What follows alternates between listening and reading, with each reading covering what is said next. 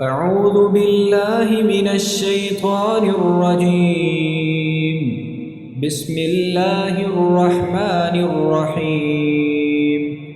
إذا زلزلت الأرض زلزالها وأخرجت الأرض أثقالها وقال الإنسان ما لها يومئذ تحدث أخبارها بأن ربك أوحى لها يومئذ يصدر الناس أشتاتا ليروا أعمالهم فمن يعمل مثقال ذرة خيرا يره ومن يعمل مثقال ذرة شرا يره.